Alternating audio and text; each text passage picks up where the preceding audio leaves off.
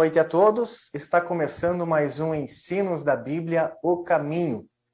E o tema de hoje, conforme eu prometido, mais um tema interessante para você. Conduta cristã.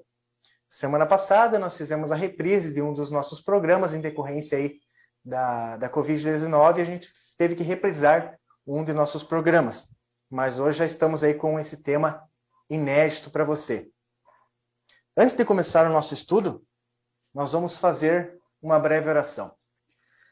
Querido Deus que estás nos céus, muito obrigado por estarmos aqui estudando Tua Palavra, aprendendo dela para que possamos entrar nas mansões celestiais.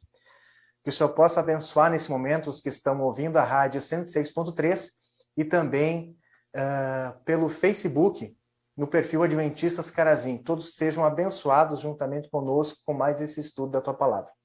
Em nome de Jesus, nós te pedimos e agradecemos. Amém. Amém.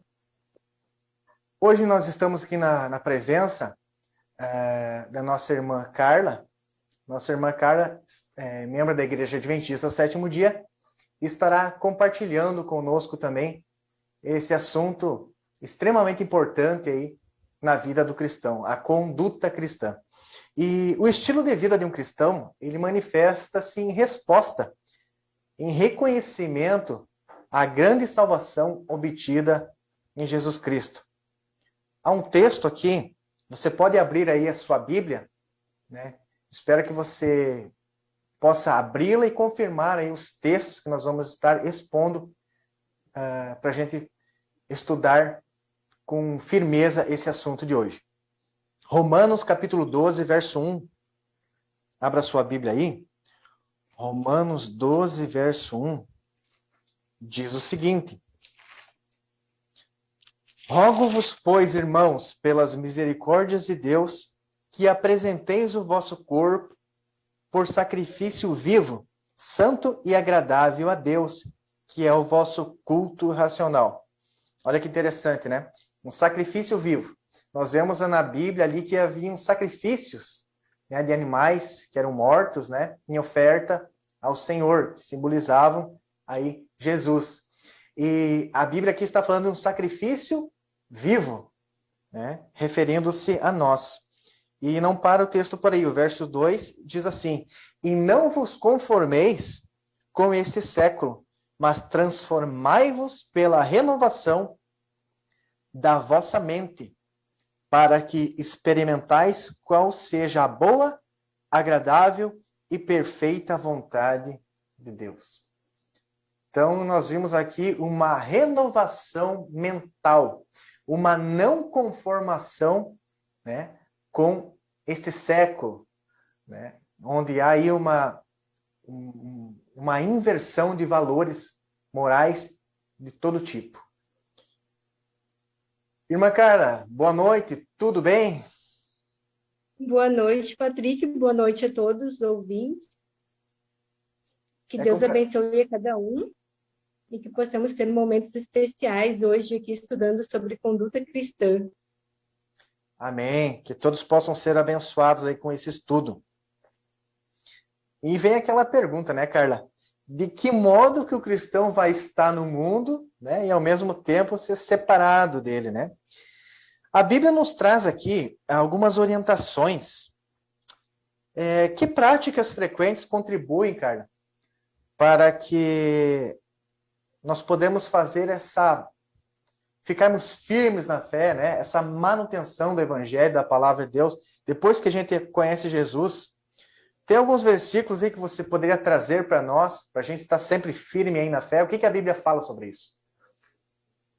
Sim, depois que a gente conhece a Cristo, a gente vai ter uma mudança de vida, colocar novas práticas e hábitos na nossa vida, e a Bíblia mesmo nos indica o que a gente pode fazer para ficar firmes e fortalecidos nesse amor de Cristo.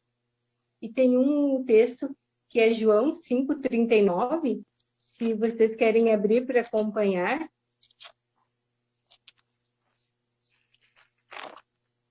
João. Aqui é o próprio Cristo nos falando o que a gente pode fazer. Aí Cristo nos disse: examinai as Escrituras, porque julgais ter nelas a vida eterna, e são elas mesmas que testificam de mim. Então está aqui uma coisa que Cristo mesmo disse: examinai as Escrituras, para a gente ter o conhecimento, para a gente nos fortalecer e ver que a Bíblia mesmo nos testifica de Cristo, que nos leva à salvação. Então a gente tem que separar um momento diário para a gente estudar a Bíblia e examinar, como Cristo disse, não ler rápido, assim que tu não entenda, mas tu lê ali que tu entenda, compreenda, pergunte para alguém mais experiente, se tu tem dúvidas. E até tem um texto de Oséias que eu acho interessante, que ele fala assim, que o povo estava sendo destruído e perecendo porque faltava esse conhecimento.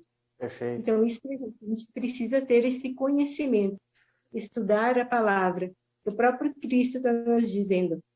E outro também, verso que nos fala em Colossenses, para a gente ter uma vida de oração. Que aí Paulo nos diz para a gente, se você quer anotar, aí está em Colossenses 4:2, para a gente perseverar na oração.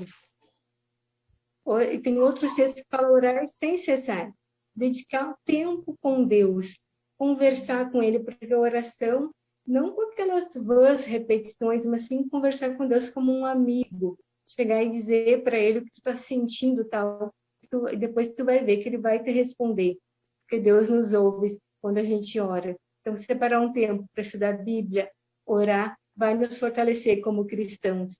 Uhum. Carla, Hebreus 10. Oi? Uma pergunta, antes de você continuar. Você falou aí de examinar a Escritura, falou também de ter uma vida de oração. É suficiente para mim estudar a Bíblia e ter uma vida de oração e viver dentro de casa, né? Ou a Bíblia dá outras orientações sobre isso? O que é mais que eu preciso fazer? Qual é outro texto que você tem para trazer para nós aí? Eu convido vocês a abrirem a Bíblia em Hebreus 10:25, que é um texto muito importante, porque é estranho porque sozinho, às vezes a gente não vai conseguir ficar firme. Parece que a gente é que nem quando tu tira uma brasa que está lá no fogo, né? Aquela, se tu vai botar, ela vai esfriar rapidinho, né? Então, aquelas que estão junto vão se esquentar. E o texto de Hebreus fala assim, ó, não deixemos de congregar-nos, como é costume de alguns, antes façamos admoestações, e tanto mais quando vedes que o dia se aproxima.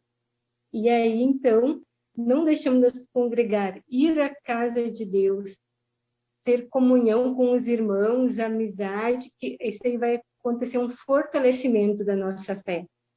Tu vai ter oportunidade de fazer teus pedidos, colocar para os irmãos o que tu está sentindo. Eu acho também outro texto interessante lá que está em Samuel, quando Davi ele pecou lá com Betseba, e depois ele teve um filho, e esse filho veio a falecer.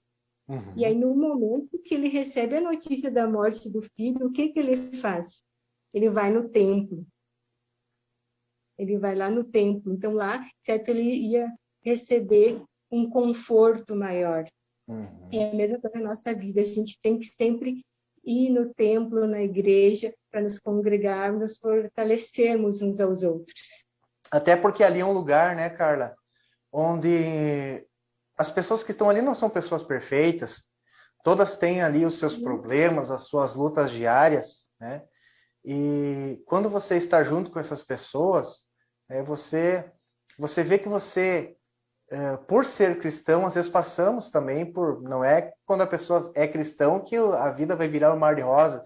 Nós já falamos aqui em outros programas isso, né? Muitas igrejas pregam isso, que após você ser um cristão, você vai prosperar e prosperar, prosperar, principalmente financeiramente, né? Isso, claro, isso não é proibido acontecer. Teve pessoas ricas na Bíblia, cristãos, pessoas tementes a Deus, mas não é dessa prosperidade que se fala, que Deus está preocupado realmente, né? É uma prosperidade no âmbito espiritual, um aspecto espiritual, né? Muito mais que material. E nós vemos também que na igreja é um lugar de nos moldarmos, né? Ali vai haver pessoas, talvez, que a gente tem alguma divergência, preferência de gostos, né? Que são diferentes, mas ensina-nos a não ser egoístas, né? Pensarmos somente na gente e ver também qual é as visões das outras pessoas.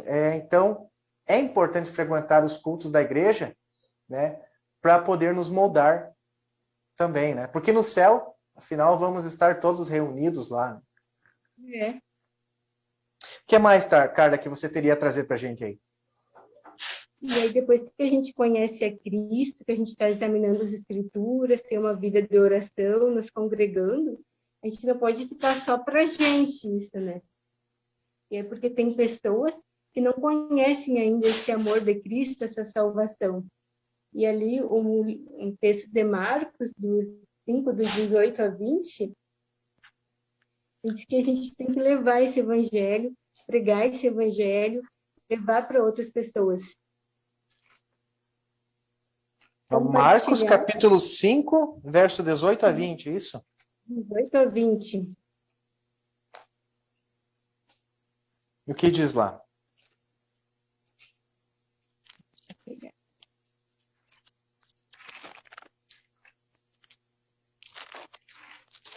Marcos, capítulo 5, verso 18 a 20. Você pode acompanhar aí na sua Bíblia também. O que diz lá, Carla? Ao entrar Jesus no barco, suplicava-lhe o que for endemoniado que o deixasse estar com ele. Jesus, porém, não lhe o permitiu, mas ordenou-lhe: vá para a tua casa, para os teus, anuncia-lhes tudo o que o Senhor te fez e como teve compaixão de ti. Então ele foi e começou a proclamar em Decápolis tudo o que Jesus lhe fizera, e todos se admiravam. Então aqui a gente vê que Cristo ele curou o endemoniado, ele queria ir com Cristo, mas Cristo que ele teria uma missão agora, de ir para a terra dele e mostrar essa transformação que ele teve e proclamar Cristo para as pessoas daquela cidade. Aí foi o que ele fez. Pregar o evangelho. Começando com a sua família, né, com os seus, depois foi para a sociedade em qual ele estava inserida. E isso deve ser a primeira atitude nossa, né, Carla, quando a gente conhece a Jesus, né, os membros mais próximos de nós devem ver essa diferença, porque são eles que nos conhecem mais, né. Nós falamos em algum outro programa também sobre os mandamentos de Deus, falamos também sobre o quarto mandamento da lei de Deus, o sábado, né. O sábado continua um dia vigente para a guarda. E como a Bíblia orienta aí vivermos as horas do sábado, você pode dar uma pincelada rápida sobre esse assunto? Abri a Bíblia no Isaías 58, para você acompanhar aí, os versos 13 e 14. Isaías, capítulo 58, versículo 13 e 14. Acompanhe na sua Bíblia. Aqui diz: se desviares do pé de profanar o sábado e de cuidar dos seus próprios interesses no meu santo dia, se chamares ao sábado deleitoso e santo dia do Senhor, digno de honra e o honrares, não seguindo os teus caminhos, não pretendendo fazer a tua própria vontade, nem falando palavras vãs. Então te deleitarás no Senhor, e eu te farei cavalgar sobre os altos da terra, e te sustentarei com a herança de Jacó teu pai, porque a boca do Senhor o disse.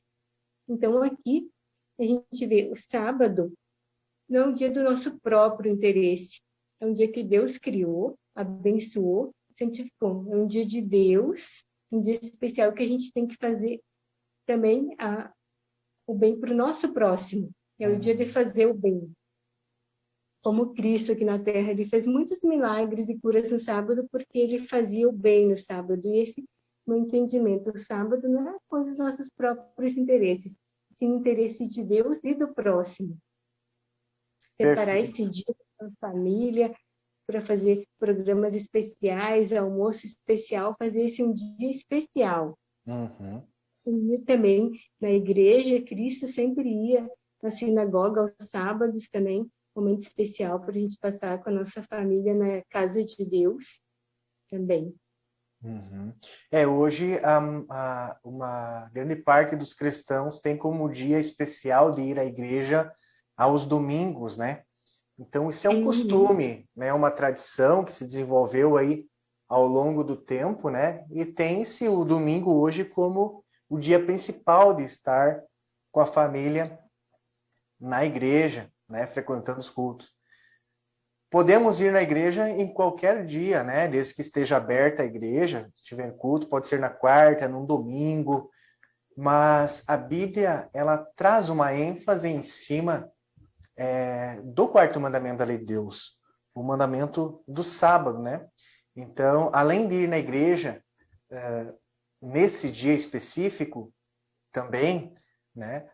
Deus traz ali não a inatividade para o cristão, mas o trabalho em benefício de Deus e do próximo. Bem colocado, então, aí, Carla, essa questão. A questão, assim, do convívio dos membros da igreja, né? Como que os membros da igreja devem se comportar em relação aos seus irmãos, né? Porque eu vejo que hoje algumas denominações tem pessoas brigando por cargos, né? Parece que aquilo dá um certo status para a pessoa, né? E aparece uma distorção do que a Bíblia fala em alguns textos específicos sobre esse convívio em comunidade. Você poderia trazer alguns textos para nós aí sobre esse assunto? Sim. Como a gente se comporta em relação ao nosso próximo, a Bíblia nos dá alguns conselhos também a respeito disso. E um dos textos está em Efésios 4, 25. Se puder acompanhar na sua Bíblia. Efésios capítulo 4, verso 25. Diz assim: por isso, deixando a mentira, fale cada um a verdade com o seu próximo, porque somos membros um dos outros. Então, uma das coisas que a gente sempre tem que ter com o nosso próximo é falar a verdade. E ser membro uns dos outros, né? Então, a igreja é o corpo de Cristo, né? Então, já traz aqui um senso de unidade, né? Unidade, união é uma das coisas importantes para a gente, né? O que mais? Ter com nossos irmãos. E também Gálatas 5:13. Gálatas é um pouquinho antes de Efésios. Diz assim: porque vós, irmãos, fostes chamados à liberdade, porém nem useis a liberdade para dar ocasião à carne, sede antes servos uns dos outros pelo amor. Então, servir uns aos outros, ajudar uns aos outros, como Paulo aconselha aqui a igreja, na carta aos Gálatas, para serem servos uns dos outros, e assim é um conselho que serve para nós hoje também. Servir uns aos outros, ajudar o nosso próximo, nosso irmão. Às vezes tem até algum irmão que está passando, às vezes, por alguma necessidade, tu ajudar ele. E interessante aqui também fala que nós somos chamados à liberdade, porém não devemos usar dessa liberdade para dar ocasião à carne. Porque hoje existe um conceito, porque Jesus nos salva pela graça, né? Então, algumas pessoas tomam isso, né? E se tornam, às vezes cometem os seus pecados obstinadamente. Jesus me salva pela graça e pronto, né? Não, mas Jesus te salva pela graça, mas nós temos a nossa parte de aceitar de verdade essa graça, né? Nós não podemos fazer desta liberdade que o Evangelho nos dá, dessa salvação pela graça, né, essa liberdade e transformá-la numa libertinagem. Né? Então é isso que Paulo estava tratando aqui também com os Gálatas. Mais algum texto você gostaria de trazer para nós aí, Carla? Até complementando o que tu falou, Cristo mesmo me disse, se me amais, guardareis os meus mandamentos. Exato. Então, se eu amo a Cristo, eu vou ter uma mudança de vida e vou guardar os mandamentos dele. E em Gálatas, ainda mesmo, Paulo fala para a gente fazer o bem sempre para o nosso semelhante, acho que a gente ajudando o nosso próximo, servindo-nos aos outros, sendo unidos na igreja, vai ter uma convivência maravilhosa, né? Uns com os outros. Isso. No capítulo 6 de Gálatas, traz ali um texto no versículo 1, que fala do nosso trato com os irmãos quando ocorre alguma falta de alguém na igreja, né? E o texto diz: irmãos, se alguém for surpreendido em alguma falta, vós que sois espirituais, corrigi-o com espírito de brandura. E olha o aviso que o apóstolo dá: e guarda-te para que não sejas também tentado, né? Então, participar de uma comunidade religiosa não quer necessariamente dizer que a pessoa está imune de pecar, de errar, né? Estar inserido em uma comunidade religiosa, né, vai te fortalecer, né, porque ali você vai ver também que outras pessoas estão na mesma luta, né, mas não vai tornar a pessoa imune, né? Então, às vezes, algum de nós pode cair em pecado, nós devemos o quê? Se arrepender, pedir o perdão a Jesus. Se pecamos contra o nosso próximo, devemos pedir o perdão a quem? A Ele, né? Uhum. Se pecamos contra Deus, então vamos lá no nosso quarto, falamos com Deus, pedimos o perdão, mas aquele pedido de perdão sincero, né? Não somente um remorso. Então é bem interessante essas questões aí que a Bíblia traz sobre esses fatores fundamentais, né, de comportamento quando a gente passa a ser cristãos. Carla, existe alguma relação do que o cristão aparenta externamente? Porque nós acreditamos, como adventistas do sétimo dia, que em todos os momentos a gente está influenciando alguém, né?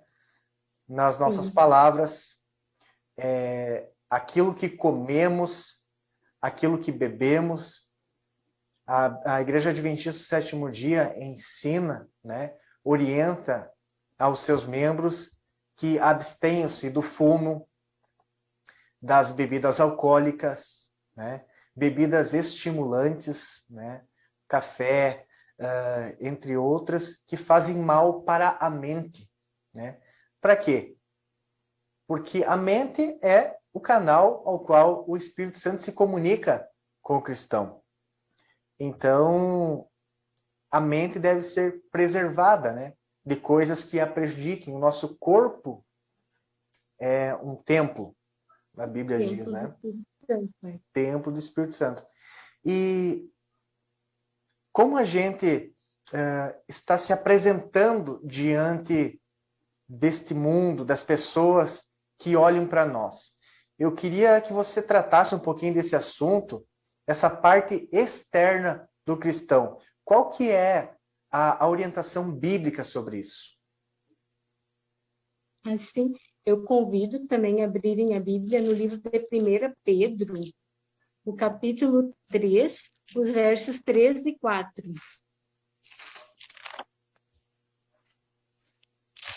Primeira Pedro, capítulo 3, versos 3 e 4. 3 e 4.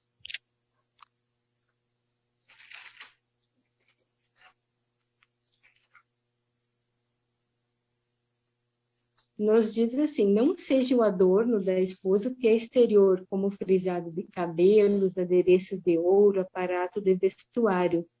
Seja, porém, o homem interior do coração, unido ao incorruptível de um espírito manso e tranquilo, que é de grande valor diante de Deus. Uhum. E eu também convido para abrir 1 Timóteo, vou fazer as leituras antes do comentário, o livro de 1 Timóteo, capítulo 2, versículo 9. Uhum.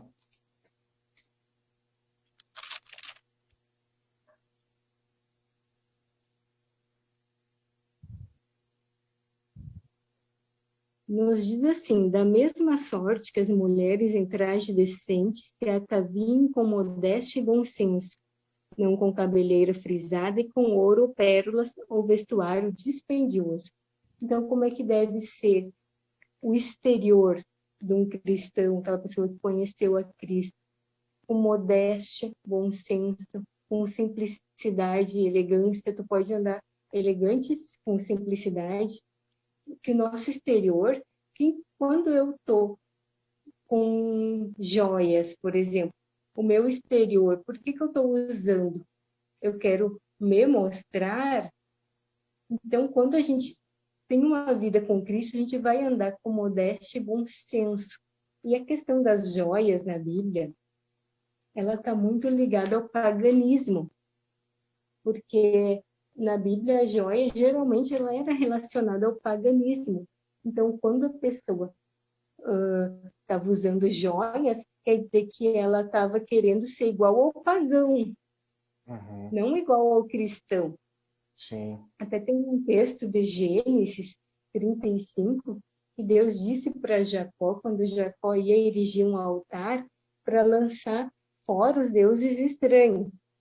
E aí Jacó reuniu o pessoal, eles lançaram fora todos os deuses estranhos, todos tiraram as argolas da orelha, e Jacó enterrou, porque ela estava representando um paganismo, uma Uhum. coisa exterior estava representando o paganismo, também pode representar muita vaidade, eu querer me vestir extravagante, não somente na questão das joias, né, mas também nas vestimentas e outras coisas que passa da modéstia e acaba indo, às vezes, para o sensualismo, para coisas extravagantes. Eu não vou mostrar ser uma pessoa cristã. Uhum. O Ah, meu exterior.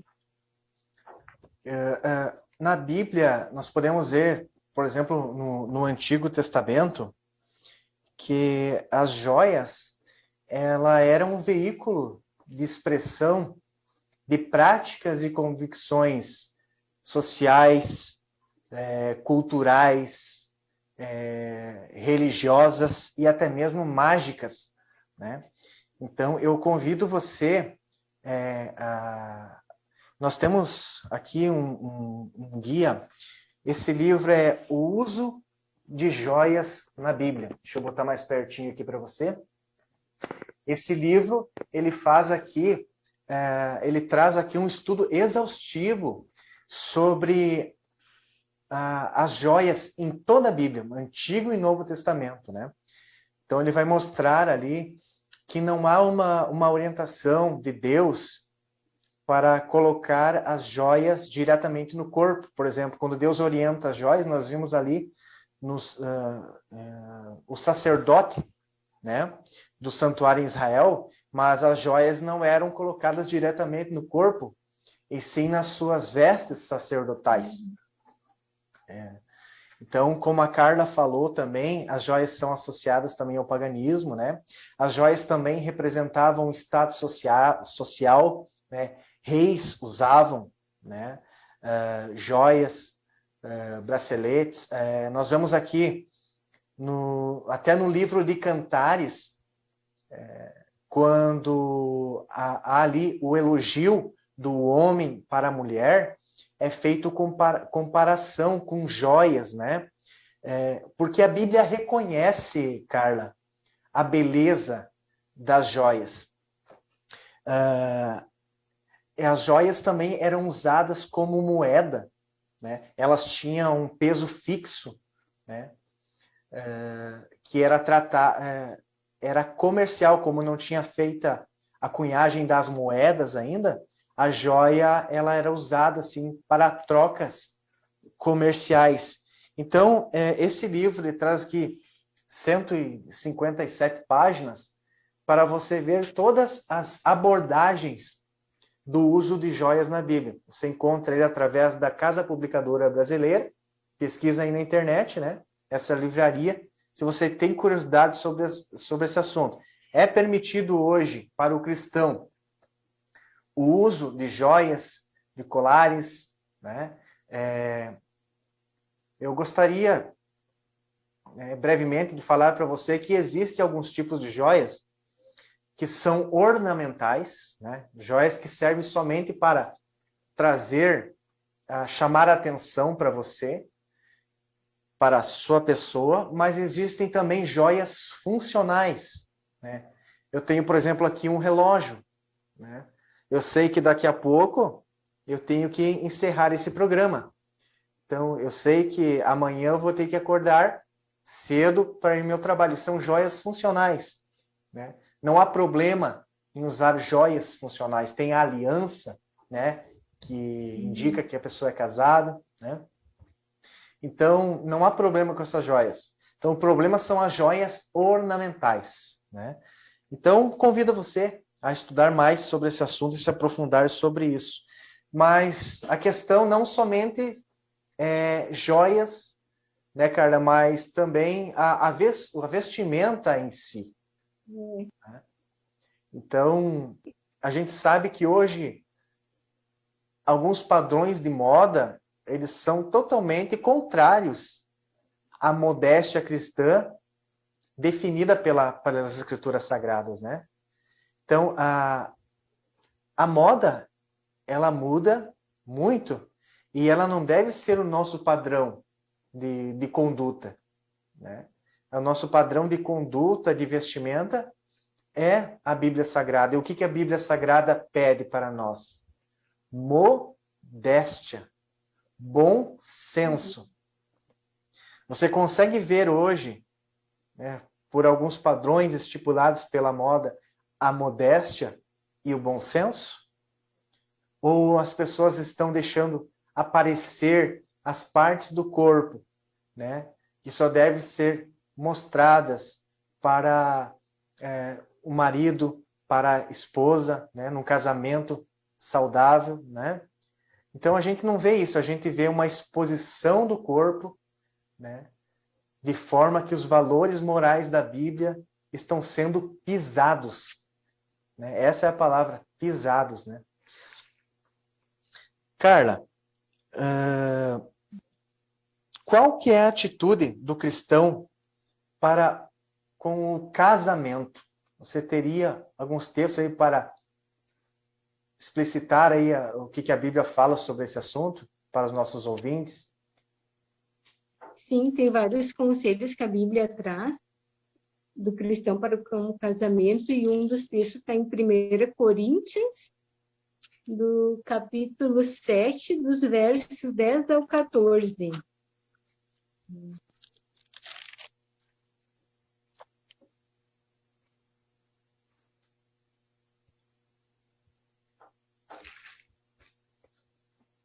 Primeira Coríntios, capítulo 7, do 10 ao 14. Fala assim: ora, aos casados ordeno não eu, mas o Senhor, que a mulher não se separe do marido. Se, porém, ela vier a separar-se, que não se case ou que se reconcilie com seu marido, e que o marido não se aparte de sua mulher. Aos mais digo eu, não ao Senhor: se algum irmão tem mulher incrédula e esta consente em morar com ele, não a abandone. E a mulher que tem o marido incrédulo e este consente em viver com ela, não deixe o marido, porque o marido incrédulo é santificado no convívio da esposa, e a esposa incrédula é santificada no convívio do marido crente. De outra sorte, os vossos filhos seriam impuros, porém agora são santos. Então, aqui está um conselho que Paulo dá para que a pessoa que conhece, para não se separar, né?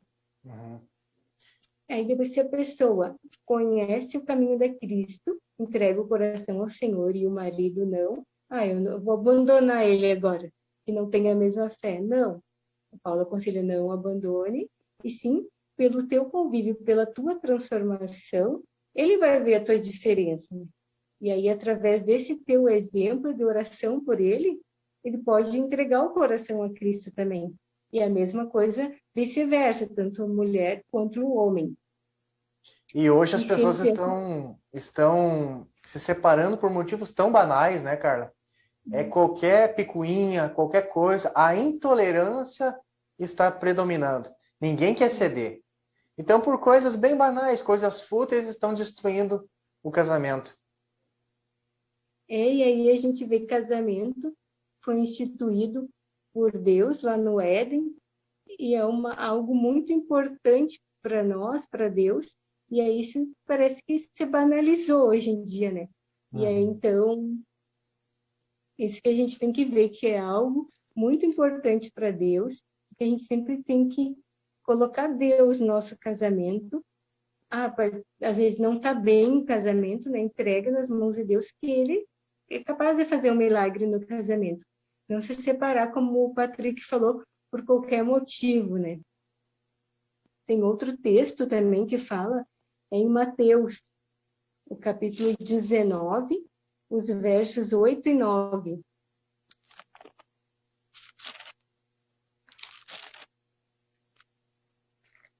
Mateus capítulo 19, verso 8 e 9.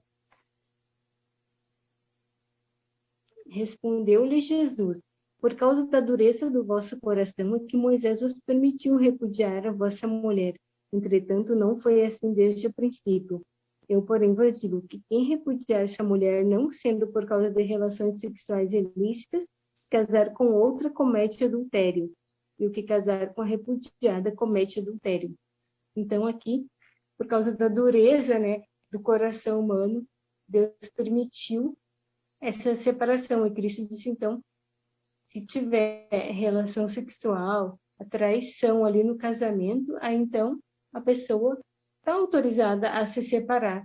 Esse é o único caso que Deus permite a separação. Uhum. A pessoa também, ela pode, se ela quiser, se o cônjuge que efetuou a traição, ele se arrepender, pedir perdão a Deus e pedir perdão também para a pessoa traída, né? A pessoa que foi traída, ela pode, fica em suas mãos, então, a questão de perdoar, né? Ou não, né? Então, a Bíblia dá essa liberdade, né? Para aquela pessoa que foi traída, né? Então, então, a seriedade, né, cara? A seriedade quando a pessoa contrai um matrimônio não é brincadeira, né? Então, hoje, muitas pessoas não tratam desse assunto com a devida seriedade com que a Bíblia traz, né? Então, é muito sério. A família, para Deus, é algo mais importante, né? Sim, e até em Hebreus fala que o leite tem que ser sem mácula, né? E Deus vai julgar os impuros e os adúlteros. Então, que a gente possa sempre fazer do nosso casamento algo sem mácula, com pureza, que hoje em dia parece que está tudo distorcido mesmo, né? Uhum. Traição e tal, mas não, esse não foi o que Deus instituiu, né? Então, que a gente possa fazer da nossa família, do nosso lar, aqueles que estão pensando em casar, já entrar como se que é algo santo. Puro para Deus, santo é. A Bíblia traz alguma alusão aos divertimentos, né, a nossa recreação. Porque o crente, a pessoa, a cristã, ela também ri, ela também se diverte, né? Nós não devemos ser pessoas assim, cabisbaixas, né, tristes. Pelo contrário, o cristão ele é alegre porque ele foi liberto de vários vícios, de vários problemas, né, por conhecer a palavra de Deus. Problemas até nos negócios. A Bíblia diz que a gente não deve ser fiador. Lá está escrito em Provérbios, né?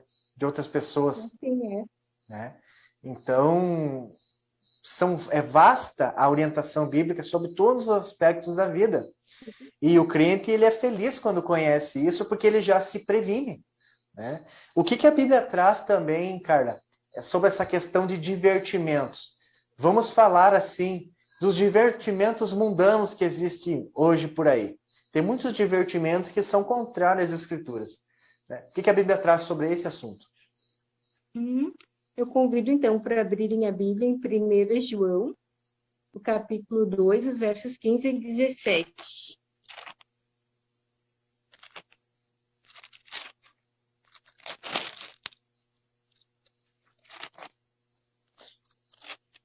Primeira João, capítulo 2, do 15 ao 17. 17.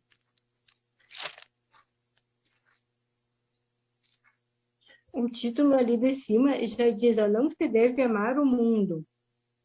Não ameis o mundo, nem as coisas que há no mundo. Se alguém amar o mundo, o amor do Pai não está nele. Porque tudo que há no mundo, a concupiscência da carne, a concupiscência dos olhos e a soberba da vida, não procede do Pai, mas procede do mundo. Ora, o mundo passa, bem como a sua concupiscência.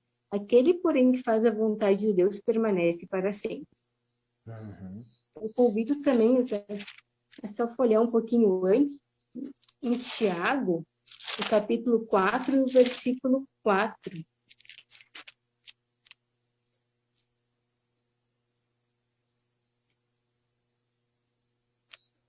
Tiago 4, verso 4. Diz assim: infiéis, não compreendeis que a amizade do mundo é inimiga de Deus? Aquele, pois, que quiser ser amigo do mundo, constitui-se inimigo de Deus. Então, essas questões de costume, diversões mundanas, é uma questão que a gente tem que ficar bem atento, porque aí tem muitas coisas que vão contra os princípios de Deus.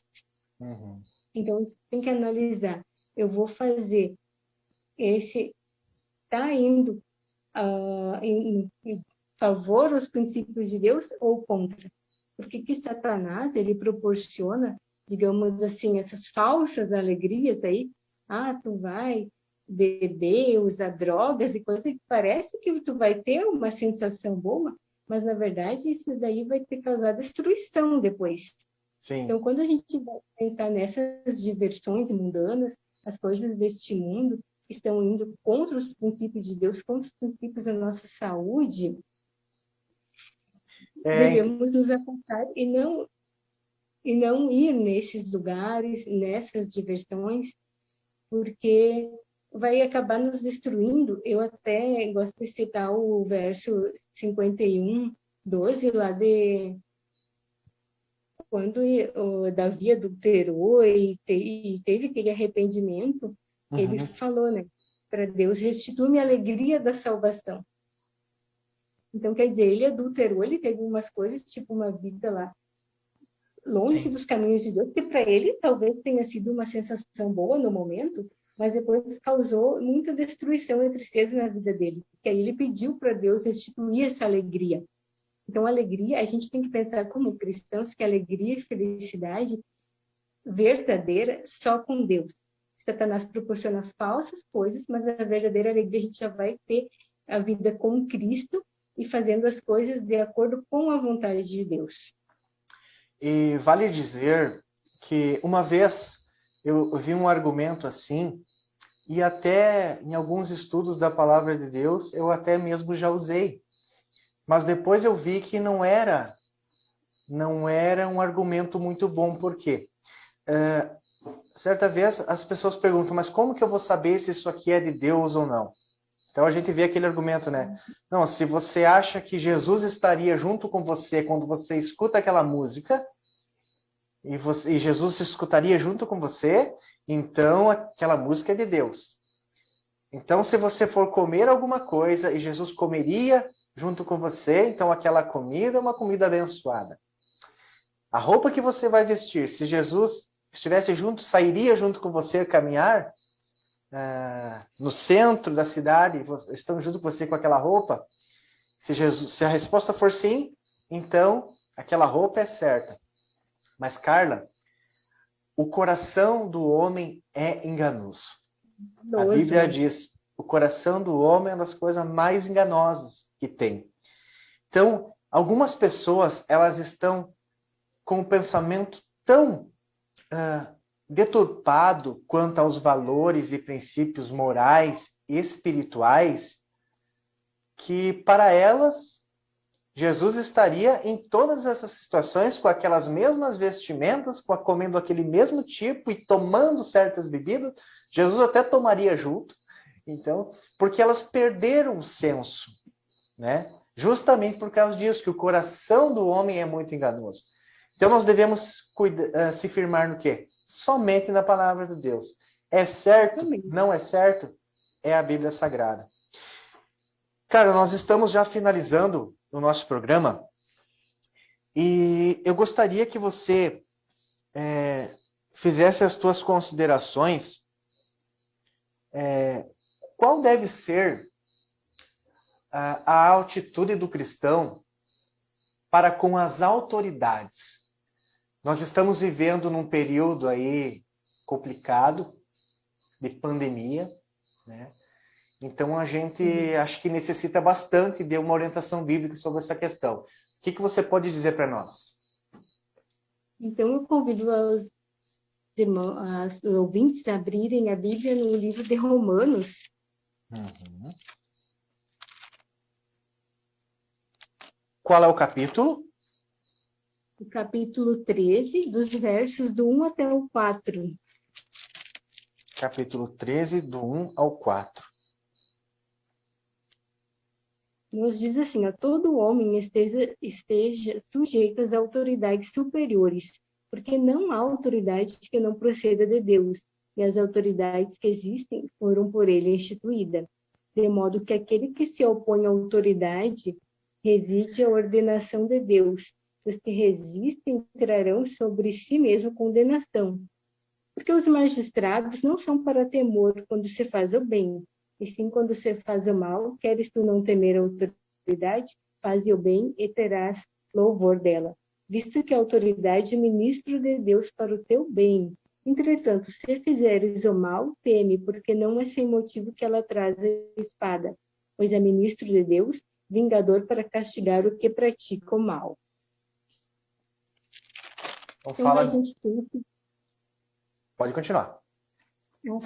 Ter respeito pelas autoridades. Tem uma lei, nós, como cristãos, temos que cumprir essa lei, desde que não vá de desacordo com os princípios. Uhum. Hoje a gente vê bem complicado essa questão, até a gente vê nas redes sociais, tipo, por exemplo, né, essa questão política é bem complicada, porque não se tem mais o respeito, né, parece. Por um governante ou por outro governante, aí aquele que é contra, aquele que é a favor, aí fica criticando a autoridade, não respeitando, se rebelando, e essa também, e Paulo aconselha, a gente tem que respeitar. Ele está lá, ele entrou lá, permitindo, porque Deus permitiu que ele está lá. Então a gente tem que respeitar. Ele vai ficar lá por aquele período e a gente tem que respeitar, claro, desde que não vá longe dos princípios. Se for alguma lei que fere os nossos princípios, aí a gente não tem que obedecer, mas enquanto está fazendo alguma coisa que vai em acordo com os nossos princípios, a gente tem que ter o respeito. Com os princípios da Bíblia, né, Carla? Da Bíblia, da Bíblia. Exatamente. A mesma coisa vale com o mandamento honrar pai e mãe, né? Sim. Mas se o pai e a mãe induzem o filho a pornografia ou qualquer outra coisa, a adorar outros deuses que não Deus, o Senhor, o filho pode desonrá-los de forma a escolher, né? No caso, a quem ele quer, no caso, a seguir, porque questões religiosas, cada um dará conta de si mesmo a Deus, né? Não é o pai que vai estar no céu recebendo o filho ou a filha. Primeiramente é Jesus, né, que vai dar a entrada aos céus. Então, este mesmo princípio das autoridades deve ser levado em consideração com o pai, com a mãe, com as autoridades. Tudo deve estar de acordo com os princípios bíblicos, né? Se a autoridade e o pai e a mãe agem de acordo com isso, vamos seguir, vamos ser obedientes, porque essa é a vontade de Deus. E nós, como cristãos, temos na parte de exercer o voto com sabedoria também. Analisar em quem a gente vai votar, porque às vezes a gente vota em algum político que é contra os princípios, né? Daí qualquer aquele que é a favor dos nossos princípios, que vão em acordo com os princípios, que vão fazer leis que vão beneficiar o próximo. A gente sempre tem que pensar isso antes de exercer o nosso voto. Uhum.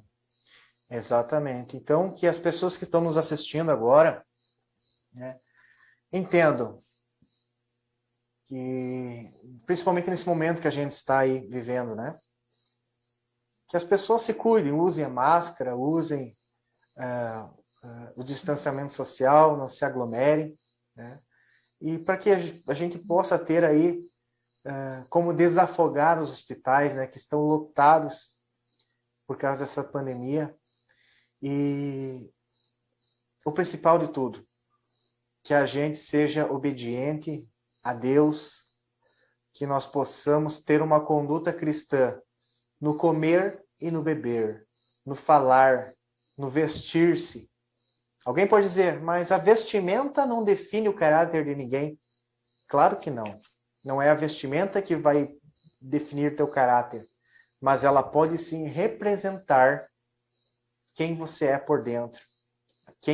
Porque isso é inevitável você não manifestar externamente as tuas crenças, os teus valores, né? De como você se porta. Muitas pessoas, Carlos, não vão estudar a Bíblia, não querem estudar a Bíblia, mas elas podem ver em alguém de nós, né, um testemunho que aponte para Jesus. Que eu e você possamos ter essa concepção também. Carlos, eu deixo para você fazer aí, nesse momento, as tuas considerações finais. Fique à vontade. É na conduta cristã que a gente estava olhando, a gente, quando aceita Cristo, vai ter uma transformação de vida. E aí a gente tem que ter uma transformação que a gente vai mudar na nossa saúde física, mental, espiritual. Tem que ocorrer alguma diferença. Então, a gente tem que cuidar mais do nosso exterior, a questão ali de ter saúde, tem que cuidar também do nosso interior, porque Deus vê o nosso coração, né? Como diz lá em Samuel, eles queriam um rei que fosse aparentemente, mas bonito e tal, mas Deus disse não. Eu vejo o homem vê o exterior, mas eu vejo o coração. Então, e a gente tem que ter o nosso por dentro, cada dia mais puro, buscando fazer as coisas mais saudáveis, ter uma vida mais de oração, estudo da Bíblia, para que Deus possa ver que a gente... E aí esse nosso interior transformado se mostra no exterior e que as pessoas, como o Patrick disse, vejam essa diferença e queiram conhecer, né? Esse Cristo que transformou o Patrick, a Carla e os outros. E eu quero também essa transformação. Então, e Deus pode transformar a nossa vida, Ele pode transformar aquele que a gente está criticando lá na internet, que fez aquele crime horrível. Deus pode transformar ele e ele pode aceitar Cristo e ter a salvação. Então, a salvação é para todos e a gente tem que levar Cristo às pessoas e sempre mostrar o que Ele fez por nós e Ele pode também transformar a todos. Amém. Então, querido ouvinte, você que nos acompanhou em todas essas séries, hoje é o nosso último programa dessa série Ensinos da Bíblia, O Caminho, e deixo esse apelo a você.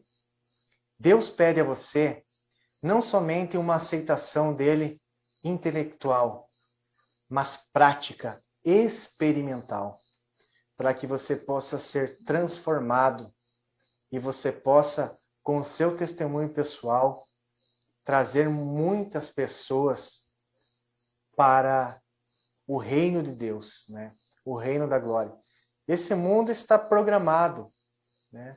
Esse mundo, essas coisas, Jesus disse que o fim estaria próximo. Então, só que o fim é para aqueles que não querem aceitar a palavra de Deus, né? Não querem ser obedientes, né? Talvez para eles tem esse fim, mas para nós que cremos na Bíblia Sagrada, nós temos a esperança da vida eterna. E será um peso de glória tão grande quando estivermos no céu, que os problemas que passamos aqui não serão absolutamente nada. As provações que em comparação, né, essas provações que a gente tem aqui com a glória que teremos nas mansões celestiais ao lado de Jesus. Muito obrigado, Carla, para você também participou do nosso programa, e a todos os que participaram, fica aqui o meu agradecimento. Os ouvintes também, né, que podem acompanhar ainda, se querem ver novamente alguns vídeos, vá lá no Facebook, página Adventistas Carazinho, né? Você pode ir lá reassistir os temas que foram tratados aqui. Então, esse é meu apelo a você, que sua vida possa ser transformada pela graça de Jesus. Fique com Deus, um abraço. Desejo a você, Carla, desejo a todos a presença na vida efetiva do nosso Senhor Jesus Cristo. Essa é a minha oração, em nome de Jesus. Amém. Amém.